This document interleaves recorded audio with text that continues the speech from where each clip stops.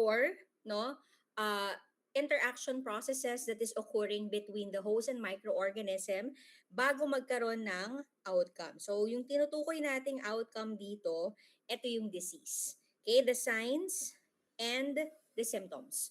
So for it to happen, there should be physical encounter between the host and the microorganism. So ito po yung tinatawag natin na mode of transmission.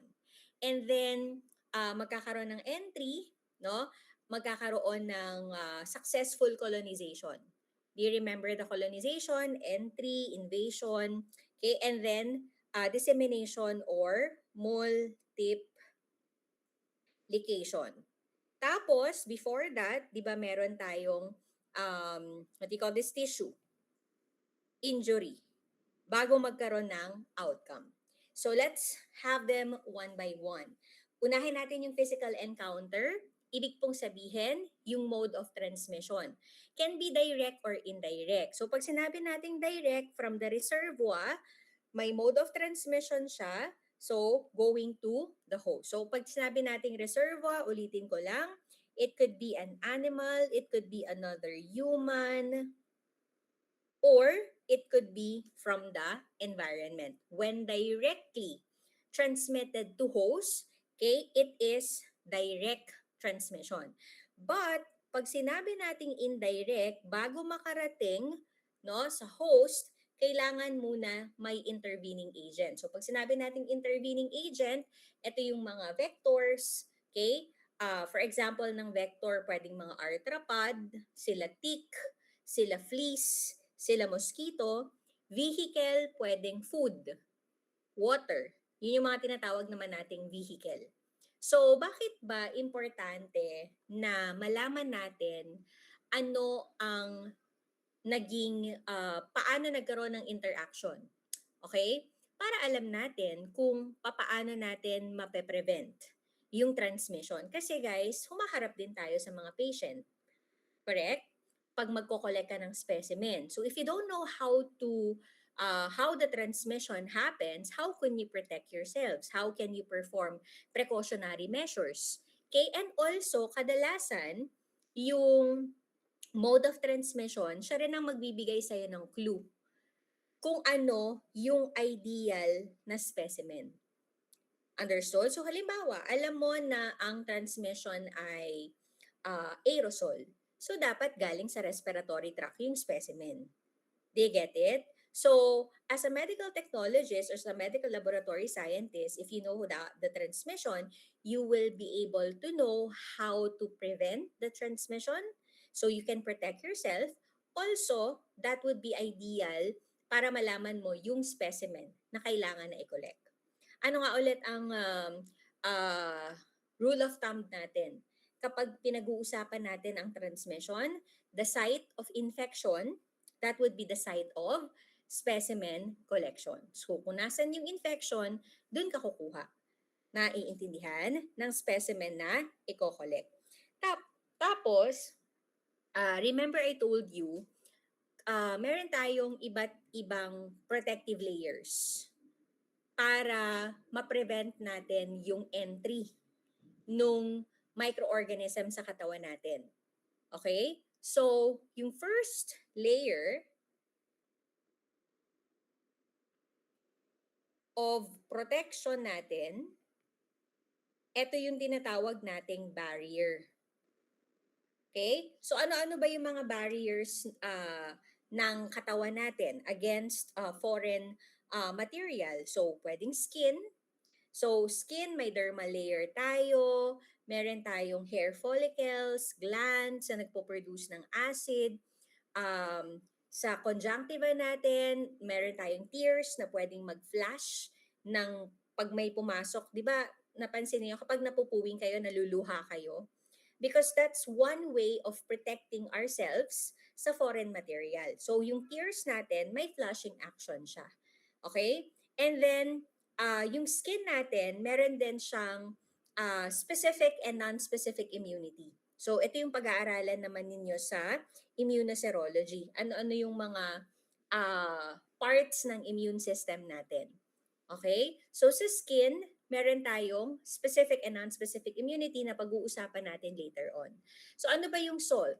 SALT is skin associated lymphoid tissue. Lagay ko na lang sa chat box ha. Skin associated lymphoid tissue.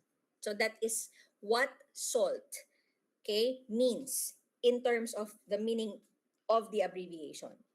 Next, other than the skin, so meron din tayong mga mucous membrane, nasaan ang mucosal cell, okay, yung goblet cell na nagpo-produce ng mucus, okay, and also the mold. Ang mold naman, ang ibig sabihin ay mucus associated lymphoid tissue.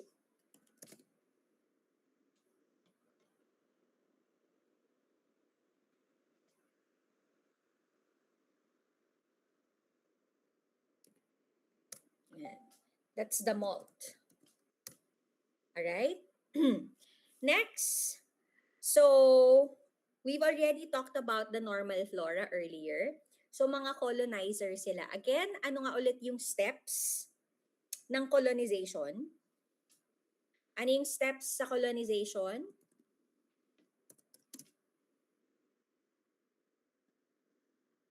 Nangyayari ba yung outcome? Nangyayari ba yung disease kapag may colonization?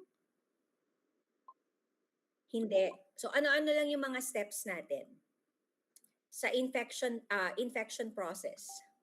Correct. Entry, invade, multiply. Pag sinabi natin colonizers. Kaya nga, kapag normal flora, pathogenic, non-pathogenic. Kapag normal flora, pathogenic, non-pathogenic. Lo, ang tagal. Okay, non-pathogenic. Very good. Ay, may natutunan sila for today's discussion. Palakpakan nyo sarili ninyo. Okay, natutunan namin ngayon, ma'am, na ang mga normal flora ay non-pathogenic. Ay, nako, very good. Okay, very good children. Di ba no, anak no? Very good. Charot. Okay, so kaya po ang normal flora ay non-pathogenic kasi po sa infection process hanggang colonization lang siya. Wala pong what do you call this? Wala pong tissue injury, wala pong disease. Okay? Pero pwede ba silang mag-proceed sa tissue injury tsaka sa disease? Pwede. Yung pinag-usapan natin kanina na how. Understood?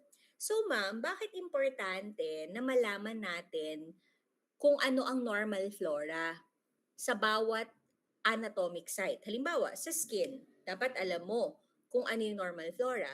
Dapat sa respiratory tract, alam mo kung ano yung mga normal flora. Kasi, halimbawa, nakapag-isolate ka ng bacteria.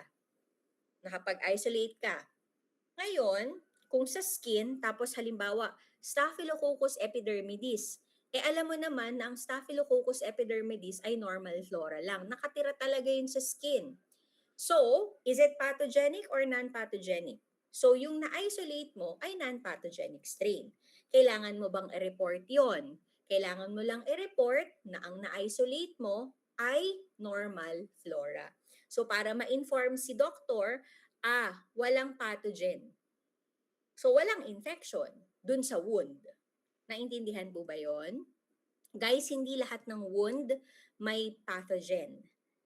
Naiintindihan? So, hindi lahat ng wound or infection, okay, or trauma rather, may pathogen. Okay? So, kaya dapat as medtech, alam mo kung ano yung mga normal flora per anatomic site. Malinaw po ba? Okay. So, pag sinabi nating useful in determining the clinical significance, so syempre, pag normal flora yung na-isolate mo, alam mo naman na hindi nagkukos ng infection yon. Correct? So, pag nabasa yun ng doktor, hindi ko pala siya kailangan bigyan ng antibiotic. Hindi ko pala kailangan bigyan ng antibiotic yung pasyente ko. Okay? Next. Ito naman yung mga factors na nagko-contribute para masira yung barrier natin. Halimbawa, kung may wound, o kaya nag-smoke ka, okay? O kaya meron kang comorbidity, other diseases, katulad ng diabetes mellitus, okay? Alcoholism, okay? Or nag-overuse ka ng antibiotic. So ano naman kung ma-overuse yung antibiotic? Guys, pag na-overuse nyo yung antibiotic, mamamatay pati normal flora mo. And remember, ang normal flora po, it can also protect you. So halimbawa, paano kapag namatay yung mga normal flora sa throat mo? Okay? Anong pwedeng mangyari? Posible po na yung mga yeast, alam niyo yung mga fungi, di ba, normal flora din natin sila. Sila naman yung dadami, wala na akong kalaban, wala na akong kakompete sa nutrient. So anong gagawin ng mga fungi? Sila naman ang magpaparami, instead na bacterial infection, ang magkakaroon ka naman, fungal infection. Do you get the point? Kasi ang tina-target ng antibiotic, mga bacteria lang. Hindi naman nila kayang patayin ng mga fungi. Okay? So if you have these factors, this may also contribute to the development of the infection. Okay? So, eto naman yung tinatawag natin, di ba sabi natin kanina, meron tayong specific at saka non-specific immunity. So, okay, i-differentiate natin ha, non-specific immunity. Pag sinabi mong non-specific immunity, any foreign material, okay, is destroyed. So, di ba sabi ko nga kanina, okay, destroy, lagay ko na lang sa chat box ha, destroy any foreign material. Kapag sinabi mong specific immunity, kailangan ang sisirain niya lang yung nare-recognize niya na foreign material. Destroy only recognized foreign material. So, ano bang ibig sabihin nun? Okay, ganito. Kapag sinabi mo na yung immunity ay non-specific, kahit ano bastan foreign, sisirain niya. Okay, that's one way of protecting our body against invaders. So halimbawa, si phagocyte. Si phagocyte, kapag nakita niya, ay, may microorganism. Okay? Whether that is recognized by our body or not, the phagocyte will destroy that foreign body. Do you understand? Okay, so there are different types of non-specific immunity. So meron tayong mga cells. Like yung sabi ko nga kanina, phagocyte. So meron tayong dalawang phagocyte, the PMN and the macrophage. Ano yung PMN? PMN is polymorpho.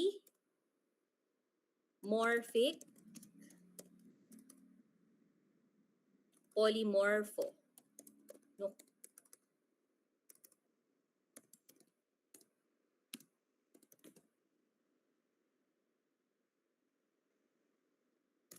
Okay, example, mga neutrophils.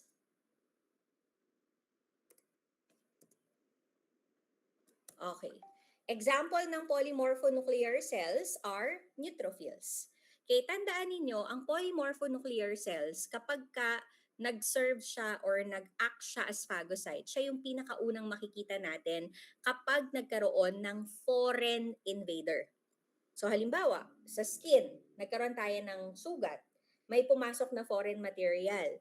Ang unang-unang mag-a-act doon ay mga polymorphonuclear cells.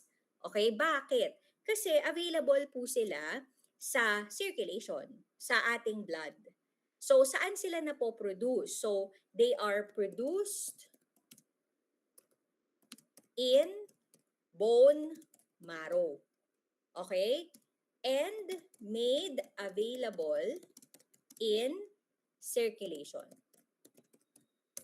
Okay? Ang macrophage, kaya siya mabagal, ang macrophage kasi, di ba, na-produce siya sa bone marrow.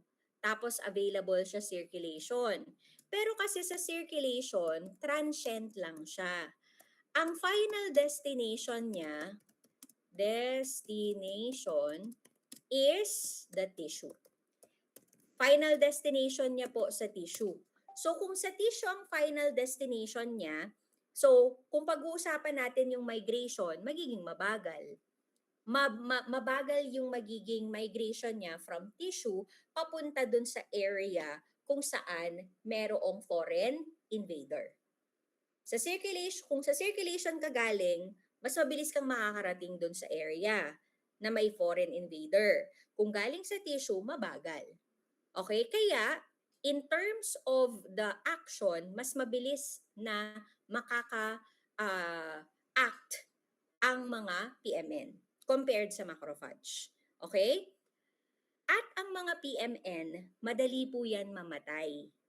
Kaya po, in a couple of days, namamatay din po ang mga PMN. Pero don't worry, mare-reinforce naman yan pagdating ng mga macrophage. Naintindihan po ba? Okay, next. Pag-usapan naman po natin yung another non-specific response, which is inflammation. Okay? So, familiar po kayo sa inflammation, swelling, redness, heat, and pain. Alfred, paki-turn off yung ano.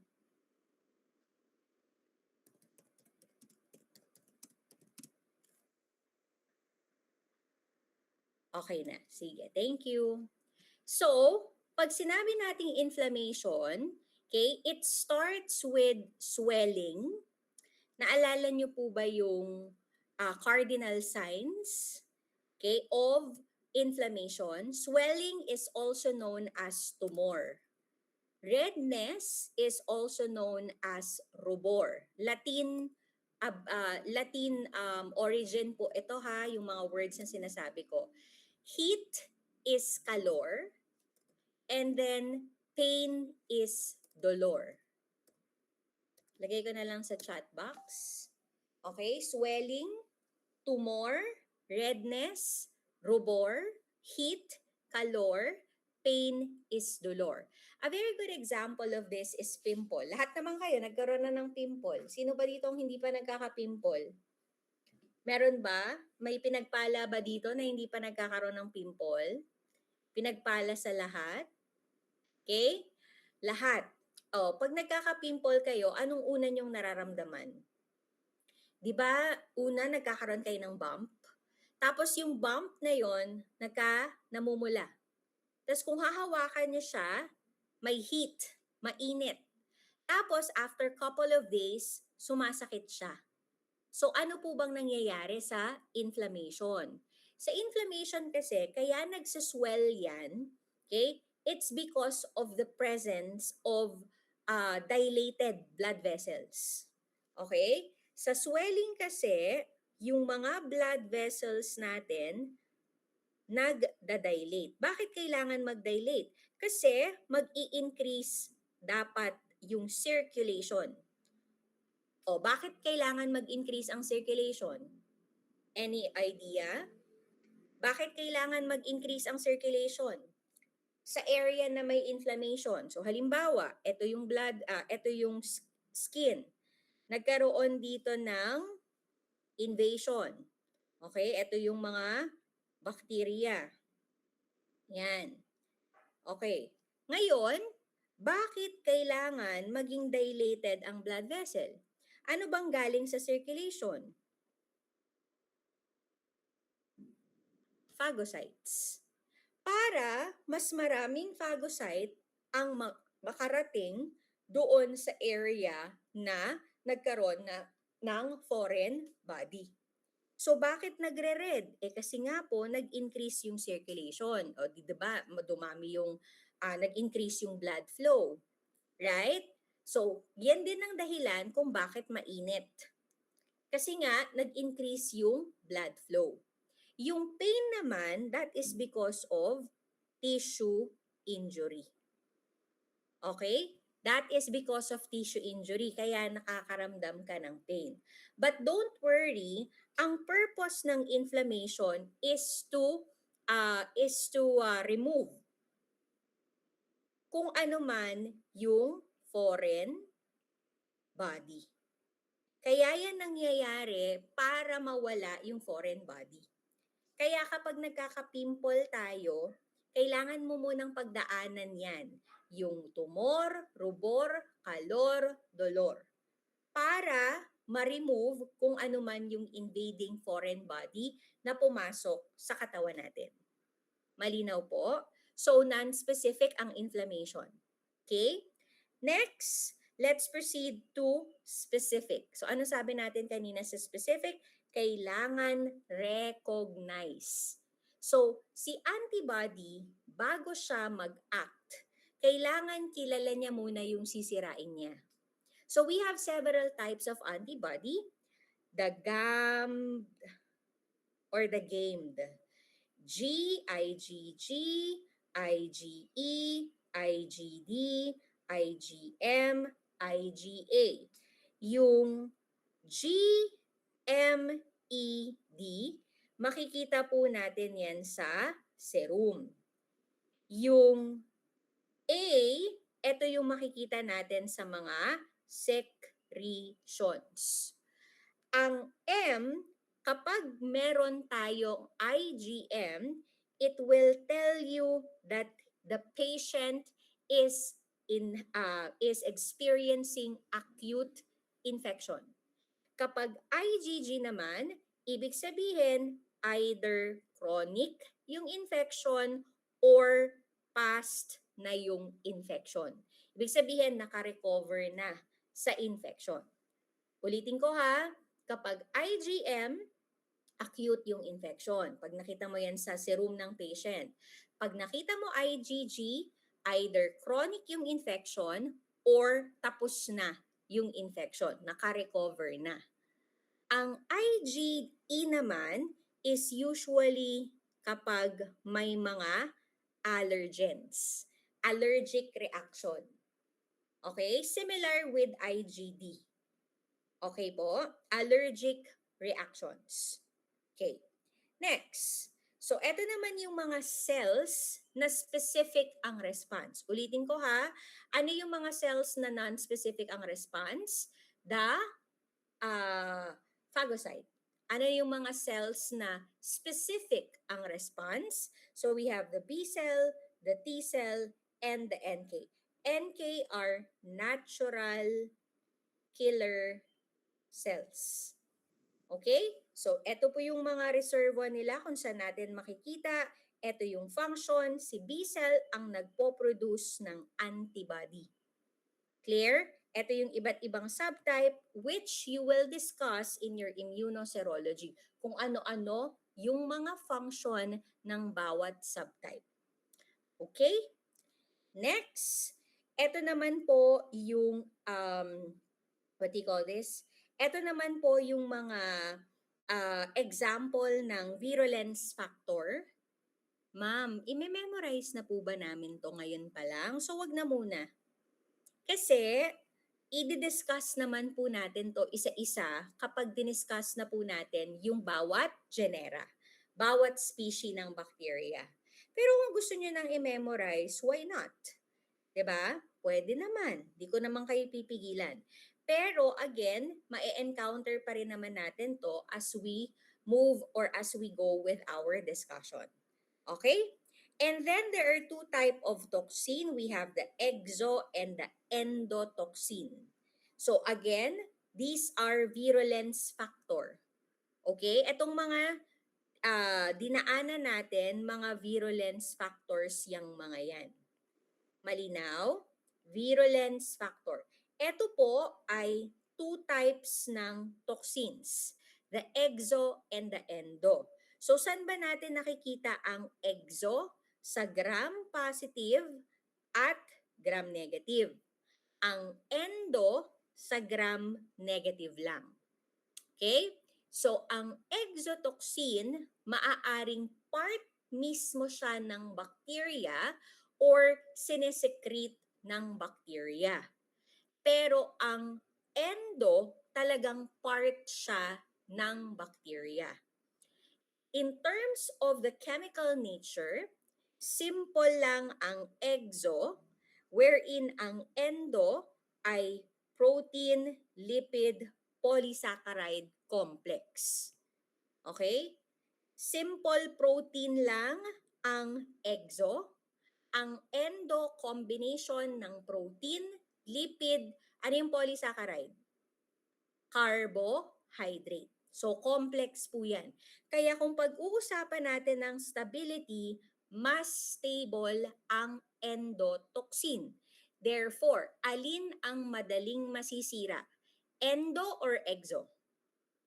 Alin ang madaling masira? Endo or exo? Correct. Madali pong masira ang exotoxin. Kuha po ba? Okay, look at this. In terms of heating, formaldehyde, antibody,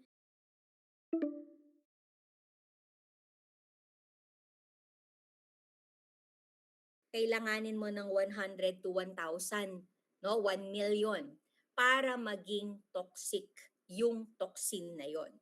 Kuha, konti lang pag-endo. Presence ng kokonting amount can be toxic already. Ang exo, kailangan mo ng marami para ma-considered siya na toxic. Okay? So, that would be all for the toxins. Ito naman yung outcome. So, we're done. Ito po yung mga naging reference ko for this lesson. So, now let us proceed to the next one. Bacterial components. Pangatlong topic po natin. O, diba? Pero maikli lang to, guys. Asan na?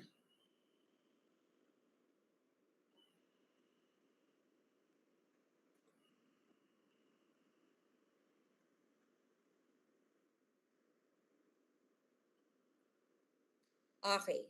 So, punta tayo sa bacterial cell components. So, ito na po yung mga structure. So, mabilis lang to. Mga 12:30 siguro tapos naman na tayo para Nag-lunch na ba kayo? Hindi pa? Nag-lunch na? Hindi pa rin? Sige. Mabilis lang. Okay, so let's proceed to the different cell components. And then, ano ba yung composition, function nila, tapos, i-differentiate natin si gram-positive versus gram-negative, tapos, acid-fast versus non-acid-fast, and then, ano ang principles ng gram staining at acid-fast stain techniques. Magiging available po ito later this afternoon. Okay, kay Ate Tere. Okay, sige. Bukas nyo na lang puntahan. Kasi 'di ba bukas naman meron kayong lab. Okay? Pero kung malapit naman kayo mamayang hapon, after our class, available na siya. Sige po. So let's proceed with the cell wall. So ang cell wall po ay structure ng bacteria. Ito po ay made up of peptidoglycan or yung tinatawag nating murine layer. So ano ba ang purpose ng cell wall? Siya yung nagbibigay ng shape, siya yung nagbibigay ng strength para hindi po madaling masira yung ating bacterial cell from lysis. Okay? And then, it also offers barrier or protection para hindi madaling makapasok yung malalaking substances. So I repeat, anong kailangan tandaan sa cell wall? You know, when you study, there are things that you have to, may mga keywords na kailangan ninyong tandaan. Paano ba kayo nagme-memorize? Mini-memorize nyo ba lahat ng bullets, word per word? Don't do that, ha? May mga specific keywords kayo na kailangan tandaan. For example, anong composition ng cell wall? So, major composition would be the peptidoglycan or the murine layer. Ano yung function? Number 1, it maintains the shape. Number 2, it provides strength para hindi madaling malyse. Pangatlo, para siyang barrier. Ano ibig sabihin ng barrier? Hindi madaling makakapasok yung mga malalaking substances galing sa labas. Okay? Next. So, the cell wall will tell us whether magiging gram-positive ba or magiging gram-negative yung bacteria. Again, anong kulay ng gram-positive? After the gram stain.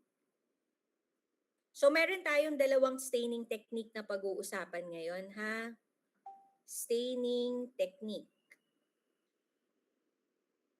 So, meron tayong gram at meron tayong acid fast. Okay. Sa gram stain, meron tayong gram positive at gram negative. Sa acid fast, meron kang acid fast at non-acid fast. Again, anong kulay ulit ng gram positive?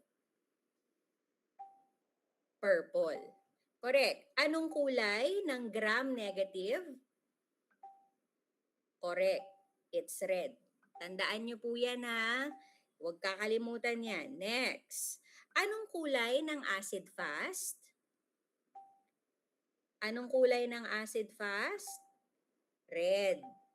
Anong kulay ng non-acid fast? Pwedeng blue or ano yung isang kulay? Correct. Pwedeng green. Galing nga. Tandaan niyo yung mga kulay na yan, ha? So, ibig pong sabihin, kung ang organism ay gram-positive, dapat maging purple. Kung gram-negative, dapat pula. Yung magiging final na color. Kung acid-fast naman, kung acid-fast, it should be red. Kung non-acid-fast, either blue or green.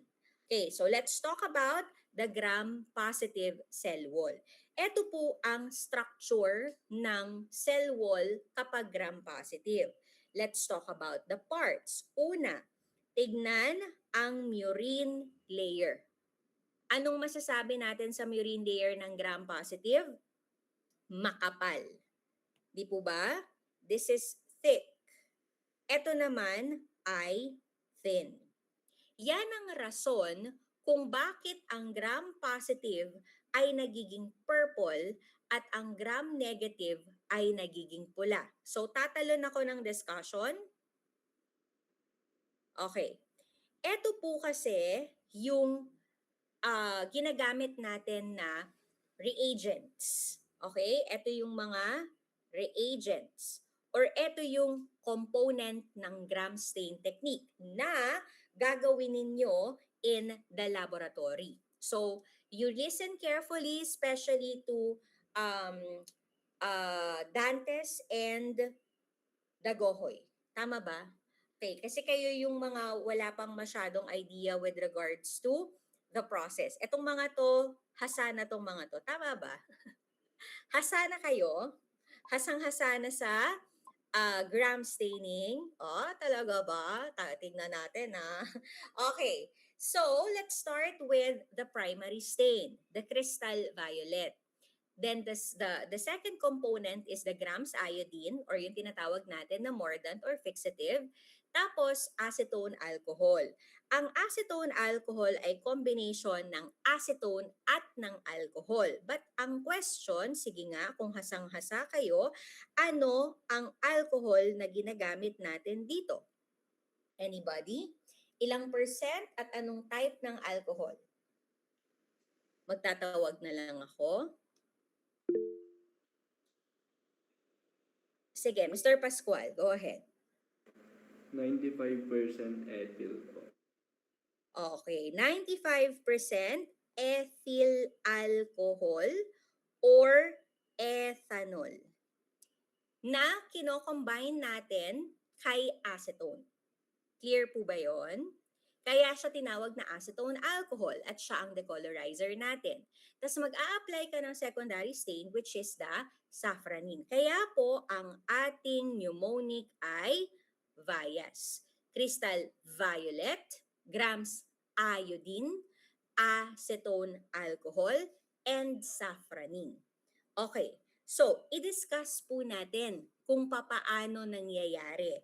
So imagine ninyo makapal yung peptidoglycan. So sa gram positive muna tayo. Makapal yung peptidoglycan, nag-apply ka ng crystal violet, anong mangyayari? Matitake up si crystal violet. Anong kulay ng ating peptidoglycan after the application of the crystal violet? Anong kulay? So syempre, purple. Ang gram negative manipis. Again, ito makapal yung peptido. Ito naman manipis. O anong mangyayari? Pag naglagay na po tayo ng crystal violet sa gram negative, purple pa din ba? Of course, purple pa din yan.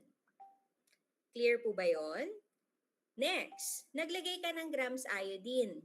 So, ang grams iodine ay fixative or more than. Pag sinabi nating fixative or more than, it will strengthen the affinity of the stain to the cell wall. In short, pampakapit po yan. Mas makakakapit ang crystal violet doon sa peptidoglycan sa cell wall kapag naglagay ka ng grams iodine. So ano ngayon ang kulay? Stain ba siya? Hindi, di ba? Hindi siya stain. So it will remain purple. Understood? It will remain purple. Okay, dito na tayo sa crucial. Decolorization. Pag sinabi natin decolorization, pangtanggal ng kulay.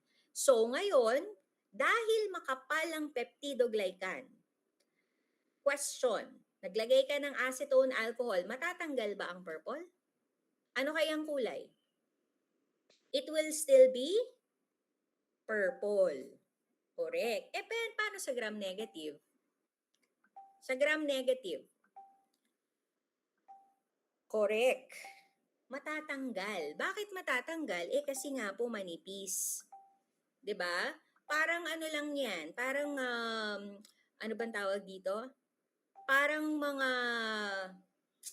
Parang faithfulness nyo lang 'yan sa mga jowa ninyo. 'Di ba? Pag sobrang faithful kayo, okay, sa mga loved ones ninyo, kahit na may dumating na bago, kahit may dumating na tukso, mag-i-stick ka pa rin sa jowa mo. Di po ba? Pero kung ikaw ay marupok, may dumating lang na gwapo or maganda, right? Anong mangyayari? Bibitawan mo na agad yon. Ay, hindi naman to pogi. Mga pogi itong ano ko. Tapos, ano pa to? Purita Mirasol. Alam niyo yung Purita Mirasol? Yung, guys, pag sinabi natin Purita Mirasol, walang budget. O aminin nyo, wag tayo maano ha. Pag minsan, grabe ka naman kay Ryan. Okay. Grabe ka sa kanya, hindi naman siguro. O aminin nyo na yan. Pagka huwag kayong magjojowa ng walang ganito. Hindi uso na ngayon ang pagmamahal, lalo na ngayon, dami nating binabayarang tax. Nagkakagulo ngayon sa Senado, di ba? O ang dami-daming gustong magkaroon ng power. Hindi na uso ngayon ng yung mahal kita, kahit sino ka pa man. Hindi na uso yon. Okay? Sa hirap ng buhay ngayon, kailangan maging brainy ka na. Okay? So, imagine ninyo guys, alam nyo, naabutan ko pa na ang pamasahe sa tricycle, maniniwala ba kayo? Dos. Magkano ang naabutan ninyo na pamasahe na pinakamura sa tricycle? Sige. My God, 11, 7. Sa amin, dos lang dati. Namamahalan na nga kami sa tres dati. Dos lang po. Imagine. Ngayon, after so many years, sa tricycle, magkano na pamasahe? 30. Diba? 18 pesos, 19 pesos, 60 pesos, 40 pesos, or whatever. That is already too much of inflation.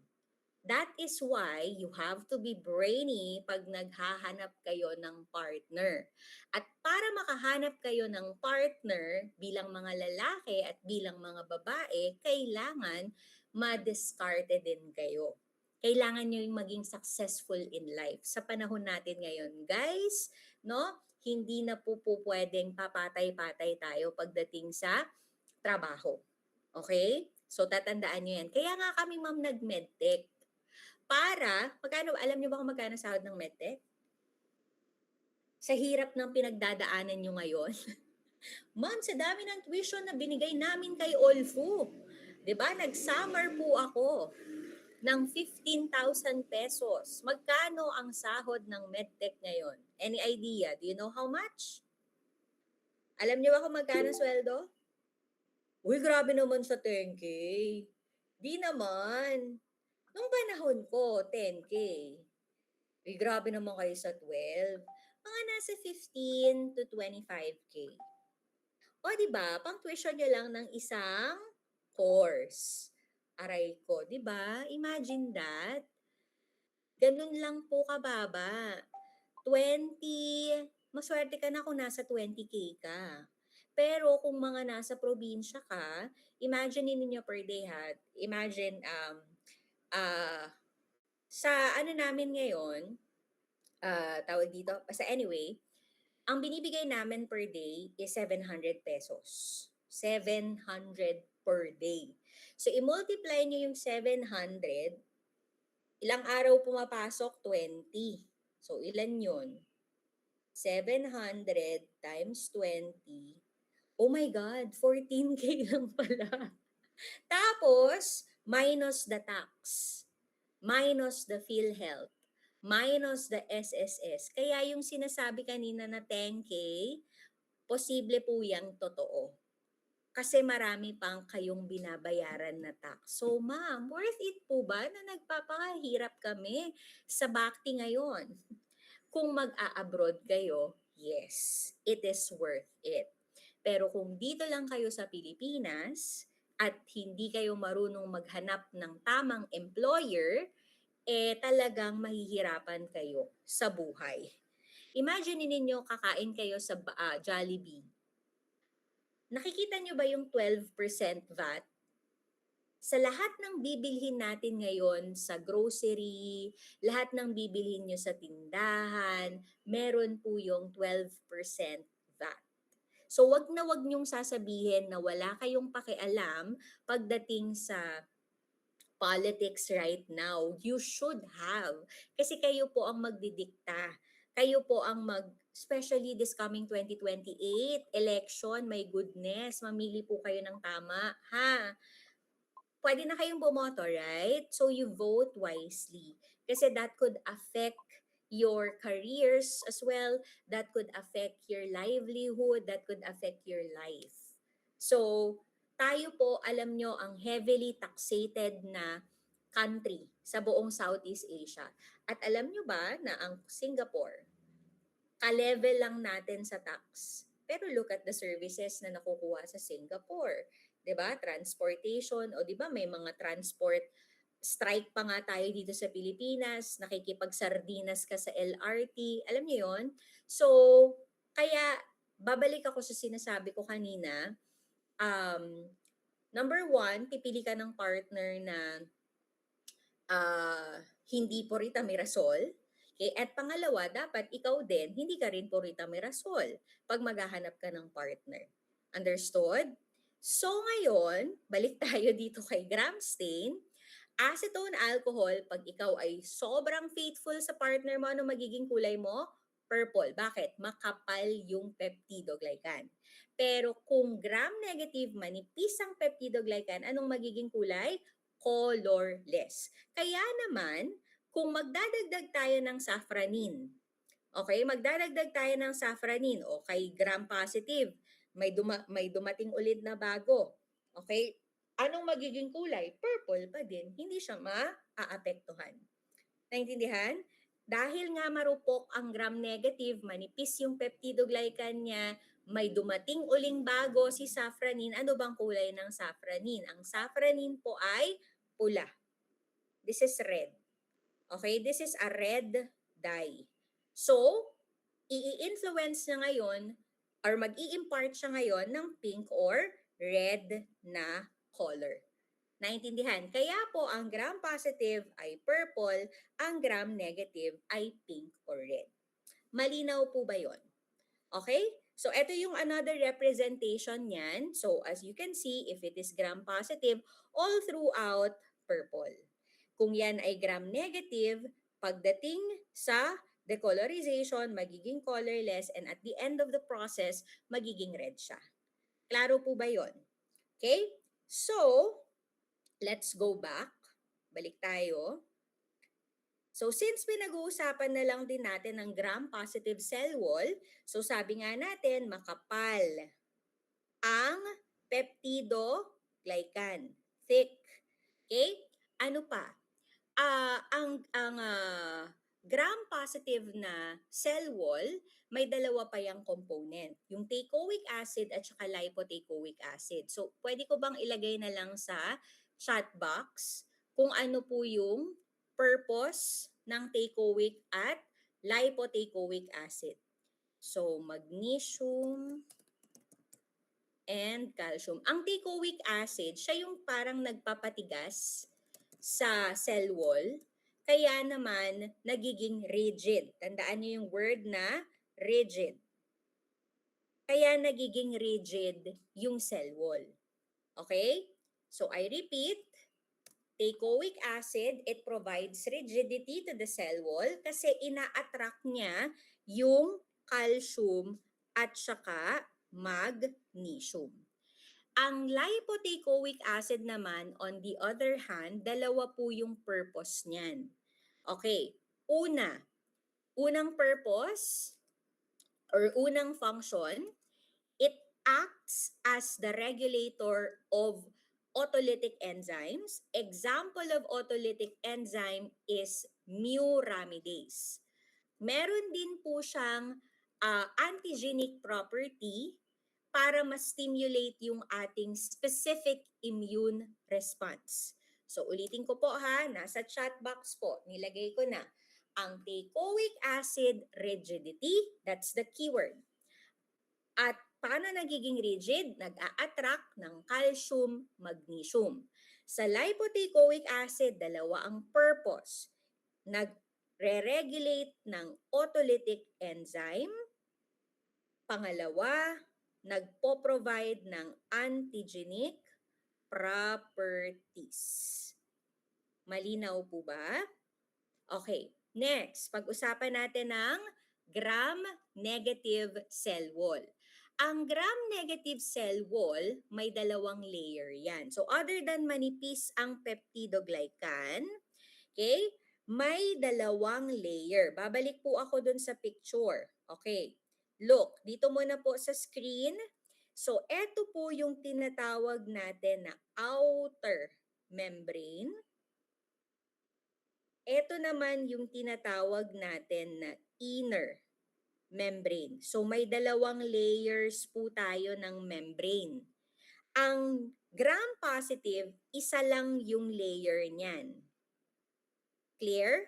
Ang gram-negative, dalawa. So anong makikita natin sa outer layer? Sa outer layer, may lipopolysaccharide. Abbreviated po ito as LPS. Lipopolysaccharide. Porine. Porine is a protein. Okay? And lastly, we have eto po, nakikita nyo tong mga to? Yung parang, para siyang pin. Yan naman ang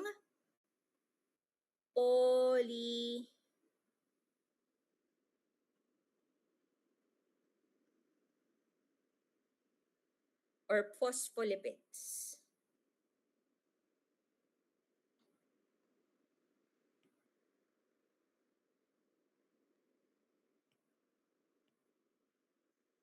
Ay, sorry.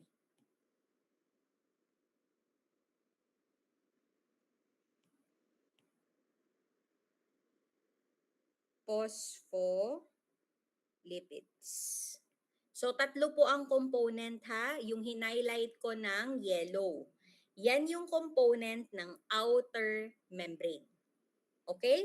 Next, punta tayo sa inner membrane. Sa inner membrane, okay, number 1, we have the, ano nga po ulit to? Murin layer. Sa inner membrane, murin layer. Okay? What else? Ito po yung tinatawag natin na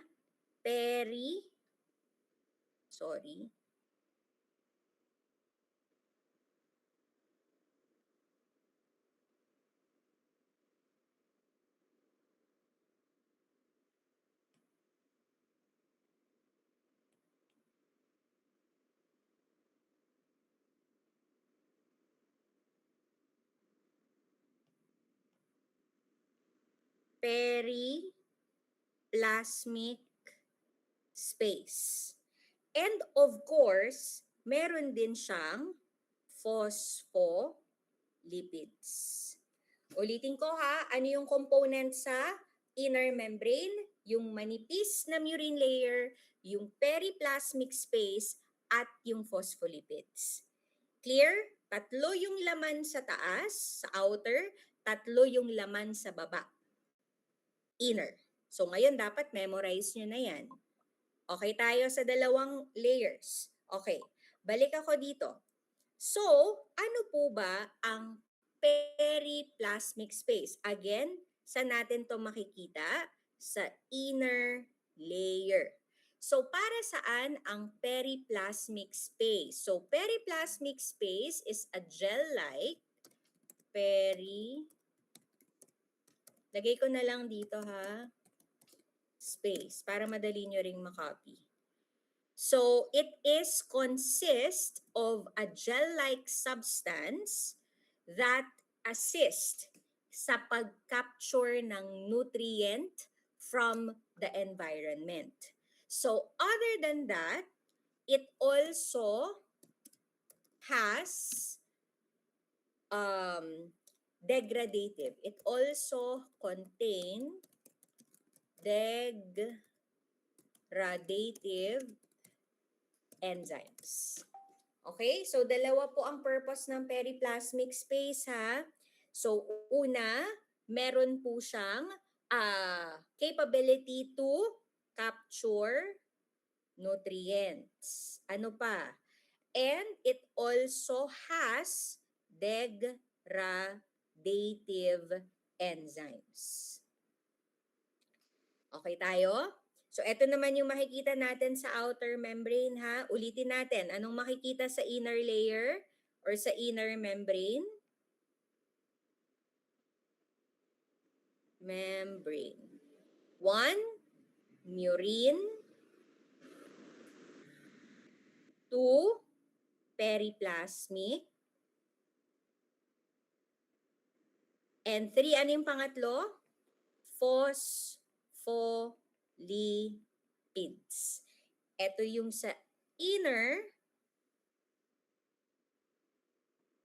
Ito naman yung sa outer. So you have protein, phospholipid, lipopolysaccharide. So anong function ng gram-negative cell wall? Para lang din siyang yung cell wall, yung pinaka-purpose ng cell wall. So barrier, filter, sieve is filter. Okay, and also attachment site para sa mga host cells. Okay? Next po tayo. Okay. Punta tayo sa another staining technique, which is, by the way, ito po yung itsura ng gram-negative bacteria. 'Di ba? Kulay pula or pink. Ito naman yung itsura ng gram-positive. So, kaya po siya purple. Okay na tayo. Puntahan natin yung gram variability. Ano ibig sabihin ng gram variable? Ibig pong sabihin, ito po ay maaaring gram positive or gram negative. So, kung napansin nyo to sa picture, di ba dapat kung isang organism lang yan, either gram positive or gram negative siya. Dito, pag sinabi nating gram variable, Yung iba, kahit isang organism lang to ha, yung iba nagiging purple, yung iba nagiging red. Klaro po ba yon? At tandaan ninyo, nangyayari lang po ito sa mga gram-positive bacteria. Ulitin ko ha, nangyayari lang ang gram variability sa mga gram-positive bacteria katulad ng Gordonia, Mobilincus at Gardnerella vaginalis. Ito po ay mga gram-positive na naturally gram variable. Ibig sabihin ng naturally gram variable, talagang gram variable na sila at the beginning. Meron din namang mga gram-positive bacteria na acquired ang gram variability. Naintindihan? For other gram-positive bacteria. So ano-ano yung mga reason? Bakit nagiging gram variable? Yung ibang hindi naman talaga gram variable. So halimbawa, si Staphylococcus aureus gram-positive yon, di ba? Si Streptococcus pneumoniae gram-positive yon. So, paano sila magiging gram variable? Halimbawa, nag-gram stain ka, gumamit ka ng old culture. Okay, pag sinabi nating old culture, more than 24 to 48 hours na yung age nung kanyang culture. Okay? pH. Di ba naalala nyo sa staining technique? Okay, anong principle? Principle of staining. So, kapag ang dye mo ay acid, anong target sa cell? It targets basic structure. Kapag basic naman yung dye, anong tina-target? It targets naman yung acidic structure of the cell. Malinaw ba yon? Ngayon, ang nangyari, yung mga acidic na stain mo, halimbawa, mali yung storage. Naging basic siya. Nilagay mo siya sa, dapat ang storage niya sa room temp lang. Kaso nilagay mo siya sa refrigerator. O anong mangyayari sa pH? Kung acidic siya, naging basic. Originally, dapat ang target ng acidic ay basic, di ba? Kaso nga naging basic dye siya kasi mali yung storage mo. So ano ngayon ang naging target? Yung acidic structure. Kaya anong nangyari? Baliktad yung stain na makukuha mo or baliktad yung result na makukuha mo. Nagigets? Kaya yung mga gram positive, nagiging gram negative. Naiintindihan po? Pag affected ang pH ng reagent mo, affected din yung result. Clear?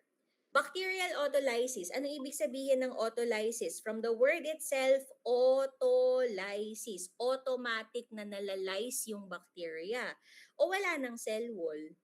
Pag nasira na yung cell wall, wala na po tayong lalagyan ng stain. So, posibleng maging gram positive or posibleng maging gram negative yung result.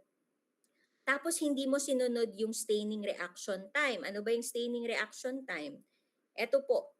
But by the way ha, posible pong magbago to depende sa manufacturer. Depende sa manufacturer nung reagent mo. Okay? So baka mamaya i-insist nyo kay Ma'am Rochelle, Ma'am, sabi ni Ma'am Christy, ang ano daw, ang primary stain 1 minute. Ang grams iodine 1 minute. So again, depende yan sa reagent at manufacturer nung reagent. Okay po? Kailangan magbasa muna ng instruction. Okay? Bago po gamitin yung reagent sa laboratory. Okay? Next, ito yung mga guiding rules natin sa gram stain reaction. Tandaan ninyo ha, lahat ng cocci gram positive except the never mind. Never mind.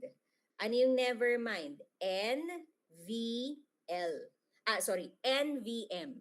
So, never mind ang mnemonic ko para dito. N for Neisseria, V for Veillonella, M for Moraxella. Ibig pong sabihin, ito ay mga cocci na gram negative. Kuha po ba yon? Next, lahat ng bacilli gram-negative except sa Maibelcrack.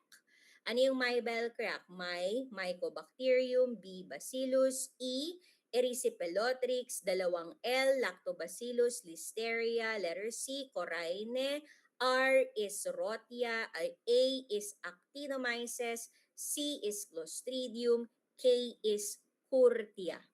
Ibig pong sabihin, ito po ay mga bacilli pero gram positive. Naintindihan? Tapos, yung mycoplasma at urea plasma, gram negative sila, not because gram negative talaga, pero dahil wala po silang cell wall. Nagiging gram negative sila dahil wala silang cell wall. Ang mga spiral or spirochete, sino-sino po ba ito? Si Borrelia, si Treponema, at saka si Leptospira. Ito yung mga tinatawag nating spirochete na pag-uusapan natin sa finals. Ito yung mga genera nila, Borrelia, Treponema, Leptospira. Mga spirochete or spiral sila.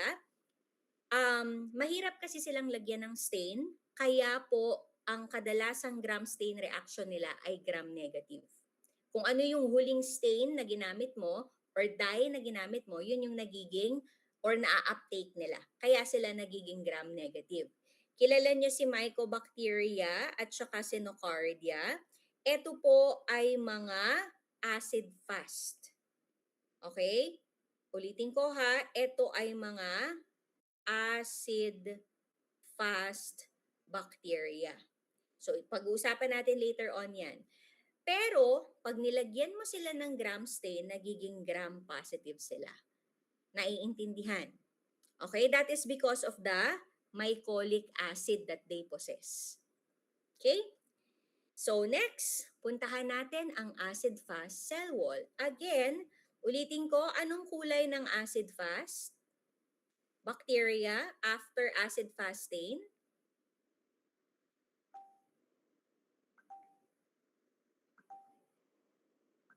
That is correct. It's red. Anong kulay ng non-acid fast? It's either blue or green. Okay. Ngayon, pag sinabi po natin na acid fast ang cell wall, ano nga po ulit ang laman? Makapal po kasi yung kanyang lipid or yung waxy layer niya.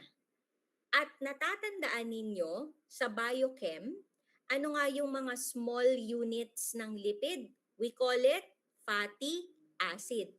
So ano yung pinakamaraming fatty acid? Mycolic acid. So dahil sa mycolic acid, hindi sila tinatablan ng gram stain. Okay? Kung tatablan man sila, nagiging gram positive sila, 'di ba? Pero most of the time, hindi natin ginagamit ang gram stain para sa kanila. Instead, ang ginagamit natin ay acid fast stain. Malinaw po ba yon? Okay? So, kung kanina sa sa gram staining, ang tinitignan natin yung peptidoglycan. Pag makapal, gram positive. Pag manipis, gram negative. Dito naman sa acid fast, kung may mycolic acid. Okay? So, ibig sabihin, itong mga acid fast na to, ito yung mycolic acid. Etong non-acid fast, walang mycolic acid. Kung may mycolic acid kasi, nagiging resistant sa decolorization. So, puntahan po natin yung components sa... Okay. There are two types of acid fast technique. we have the hot method, or we call it the Zille-Nielsen. This is number 1. Okay, type ha. And then, we have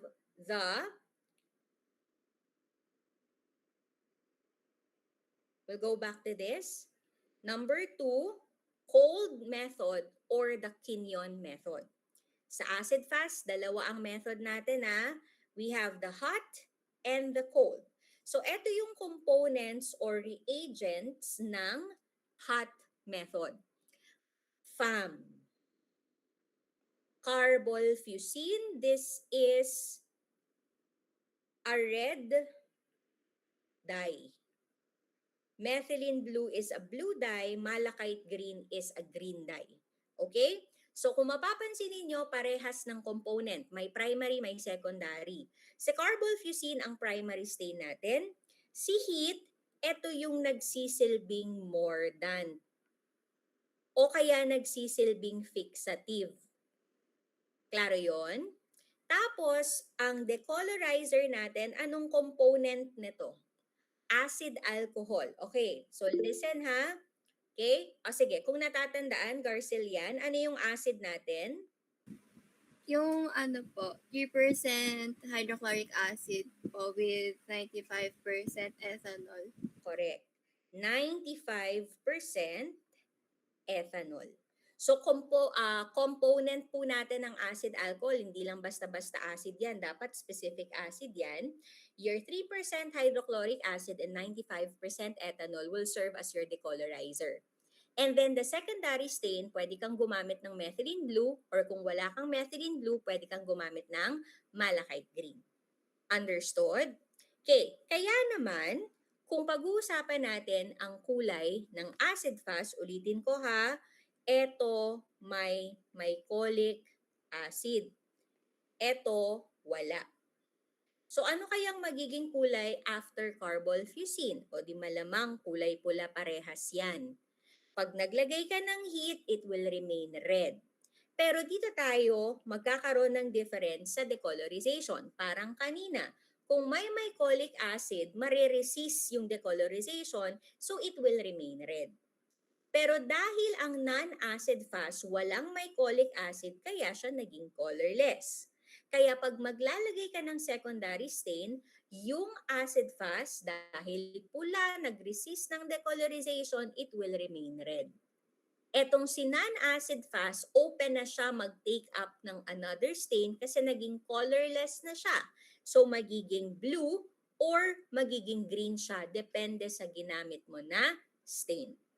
Malinaw po ba itong hot method? Tinawag natin siyang hot kasi gumamit tayo ng heat.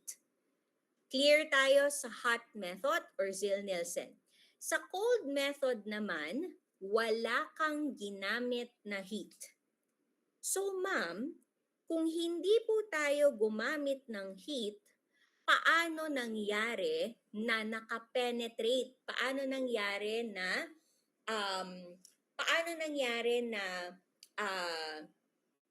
ano ba tawag dito? Ano yung naging fixative? So instead of heat, kaya po siya tinawag na cold method, ano yung mga naging changes? Okay. Changes from hot method.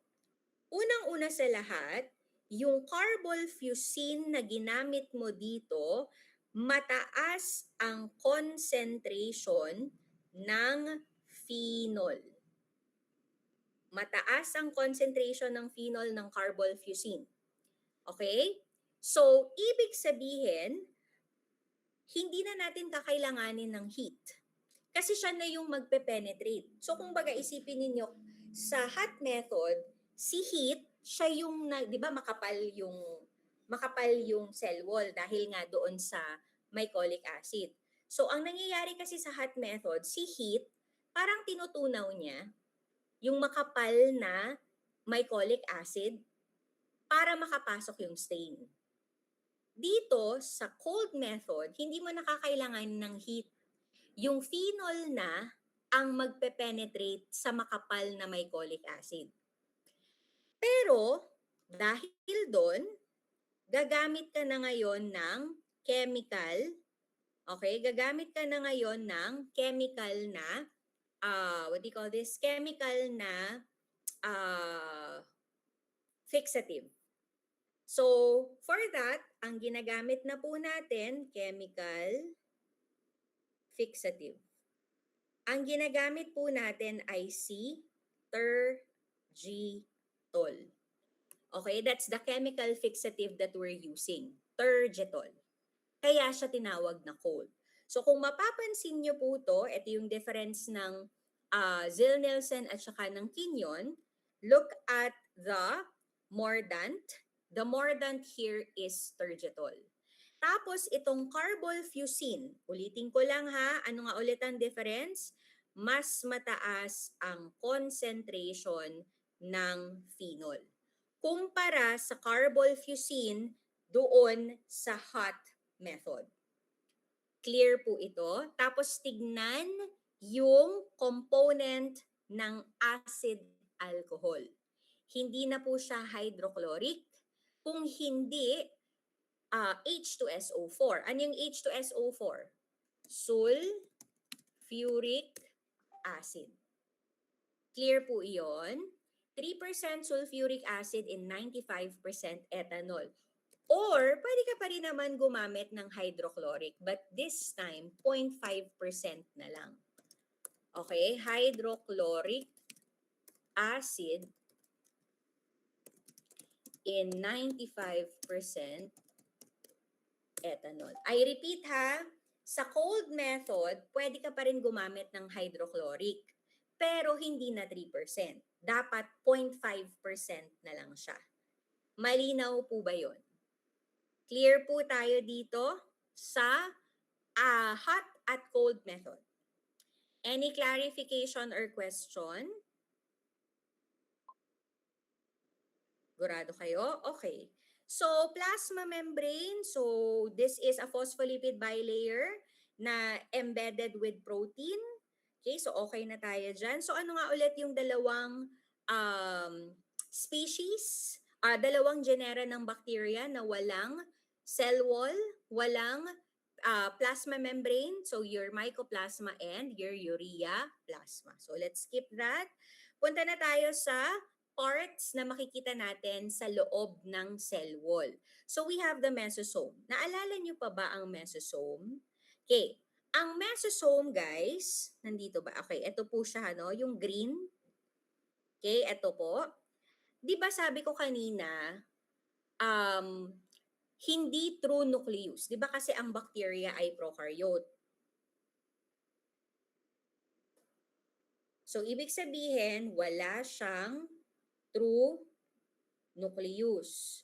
So, ano nga ulit ang karakteristik pag walang true nucleus? Anyone?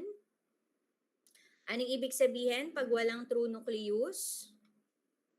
I'll be calling somebody ha. Tignan natin kung nakinig. Ayun, may sumagot na. Ibig sabihin, walang nuclear membrane. Kaya kung napansin ninyo, wala po, itong DNA, hindi siya naka-enclose sa nuclear membrane. Right? So, the question is, paano mo ngayon, ano nga ulit ang purpose ng nucleus or nuclear membrane? Doon natin makikita ang ano.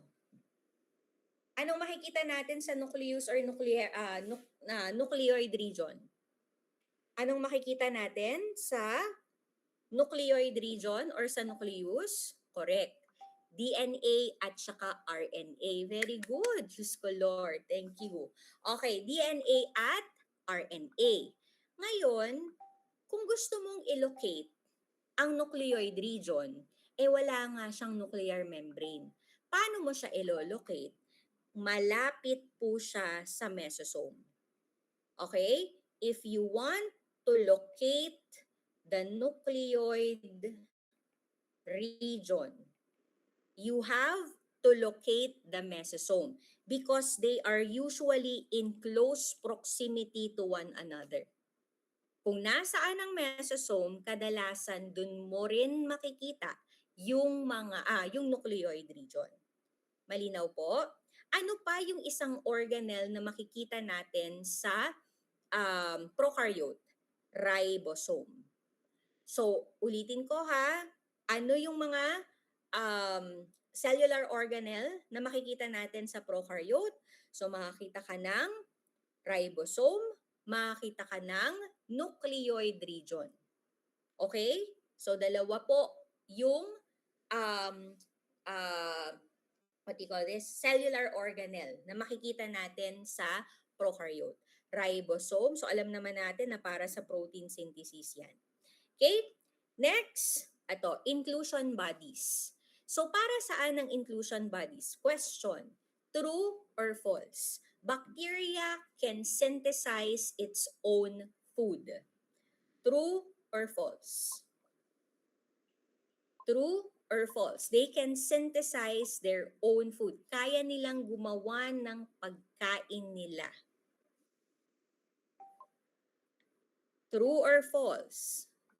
Hoy, they cannot. False. Hala siya.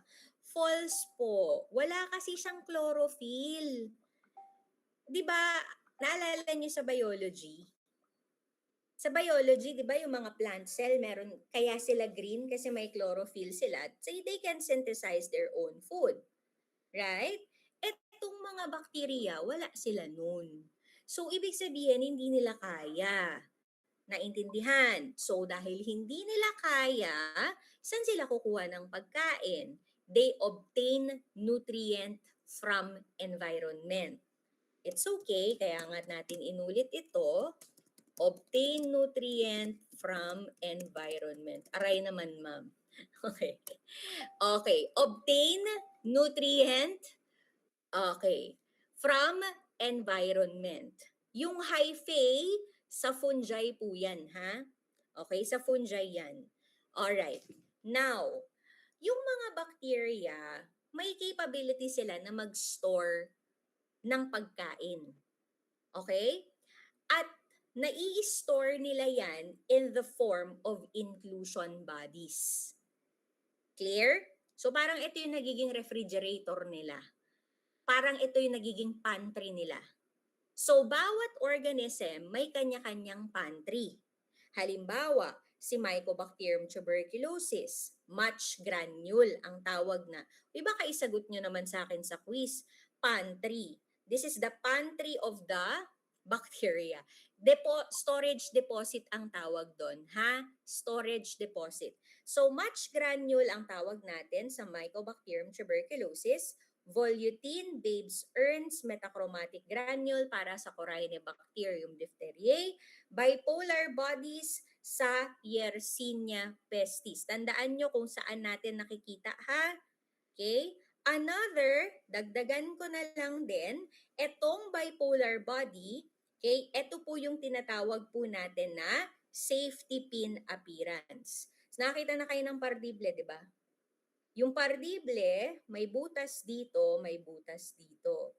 So mukha po kasi siyang safety pin. Kaya siya tinawag na bipolar bodies kasi sa dalawang pole, meron kang inclusion bodies. Kaya siya tinawag na safety pin. Naintindihan? Meron pa pong isa, dagdag ko na lang dito, bipolar granules. Okay? Ang bipolar granule, kanina natin makikita, bipolar granule, naalala pa po ba? Letter B. Saan natin makikita? Okay. Kay Bordetella. Okay? So, tandaan po itong apat na to, ha? Paulit-ulit yan, nalalabas sa mga exams natin. Borde, hindi bordo. Borde, tela. Be careful sa mga vowels natin, ha? Okay. Okay na to. Inclusion body. Okay, next. Spore. So, nabanggit ko na yung spore sa inyo kanina. Ang spore ay kinoconsider natin na virulence factor. Naiintindihan na po yun. Na-discuss ko na to sa inyo kanina. Ito po yung component. So, it's made up of calcium dipicolinate or the calcium dipicolinic acid complex. So, ulitin ko lang, ang spore, sino nga ulit? Anong bacteria ulit ang may spore? Okay, tandaan nyo to ha. B, C. Dalawa lang. Ano yung B? Ano yung B? Correct. Si Bacillus. Ano yung C? Si Clostridium. Dalawang bacteria lang ang may spore. Huwag niyong kakalimutan yan. Bacillus, Clostridium. The rest of the bacteria, wala na pong spore. Understood? Ito yung component. Next, punta tayo sa pilay. This is plural. Pilus ang singular. Okay? Clear. Or otherwise known as fimbriae. Dalawa ang tawag natin dyan ha, either pilus or fimbriae. So, yan po, these are tiny projection. Okay? Protein, it's made up of protein known as pilin. Pilin yung composition that is thin and short compared to flagella. So there are two types of pili. So we have the common, somatic, ordinary. Tandaan po ninyo, ito ay para dumikit siya sa surface. Para makakapit siya sa mga surfaces sa katawan natin. Understood? Ang sex, fertility, or ang F. pilus ay para sa bacterial conjugation. Ano naman ang bacterial conjugation? Ito po yung tinatawag natin na DNA exchange. So, meron kang dalawang bacteria, halimbawa, ito yung pilay nila. So, magko-connect yung pilay nila para magkaroon ng exchange ng kanilang DNA. Ang tawag dyan, bacterial conjugation. So parang, imagine niyo itong dalawa kong kamao, yan yung dalawang bacteria, etong daliri na to, ito yung dalawang pilay, magko-connect po sila, magkakaroon ng exchange ng kanilang DNA. Malinaw? So that is done with the use of the sex, fertility, or the F. pilus. Okay, next. Ang flagella naman, on the other hand, protein din po yan. Ang composition niya ay tinatawag nating flagellin. Protein din po yan. Okay? So, ito, mas mahaba compared sa pilay. Whip-like projection. Pero ang purpose naman po nito ay para saan? Motility. Para makagalaw. Ulitin ko ha, anong purpose ng pilay? Dalawa yung purpose ng pilay, di ba? Para saan ulit? Adherence. Or yung tinatawag natin na attachment.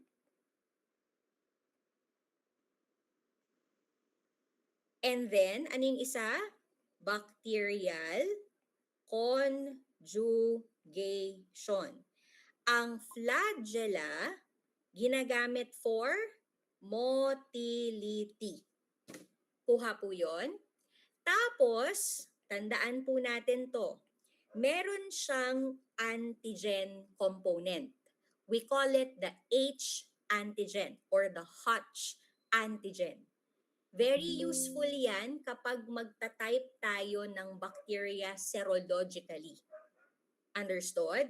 So, in case of the salmonella. So, ang salmonella kasi guys, mahirap yan i-differentiate using biochemical characteristic. So, ang ginagamit natin to identify or to differentiate the salmonella species is the antigen they possess. So, ang tawag dun sa antigen na yon ay Hutch or the H antigen. Clear po ba yon? So, ito po yung iba't ibang klase ng flagella. So, I believe ang tinuro ko sa inyo last semester, ilan lang na flagella? Tatlo? Tatlo lang ba? O apat? Anyway, dagdagan po natin, no? Atricus, wala. Okay, walang flagella. monotrichous isa, amphitrichous dalawa sa magkabilang pole, tig-isa, cephalotrichous, multiple flagella sa magkabilang pole, okay? And then peritrichous, you have multiple flagella around the bacteria. And then you have the lophotrichous, ibig pong sabihin, you have multiple flagella only at one pole.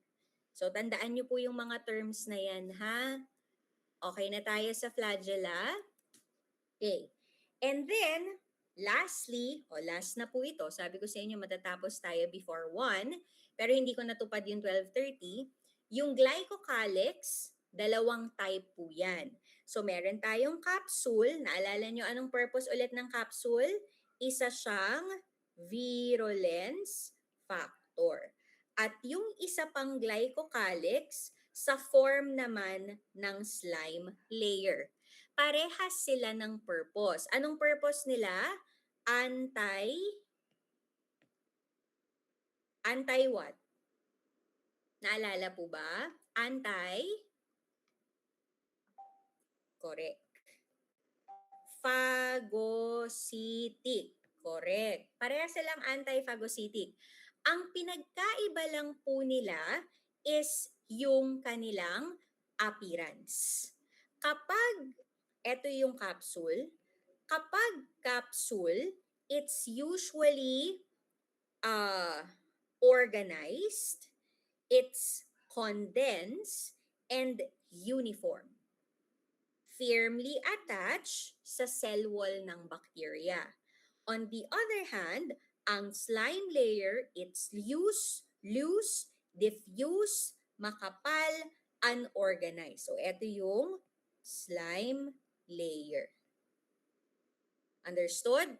Kung mapapansin, condensed ang capsule, organized. Sa slime layer naman, it's usually unorganized. It's diffuse, it's loose. Understood? Pero in terms of function, parehas lang po sila. Naintindihan? One more thing. Meron din pong antigen ang capsule. We call it the capsule antigen or the K antigen. Naiintindihan. Ano yung antigen na makikita natin sa flagella? Ano yung antigen na makikita natin sa flagella? H. Tandaan nyo na, H antigen. Anong makikita natin sa capsule? K antigen. Malinaw po ba? Okay po tayo? Sige, very good. So that would end our discussion for today.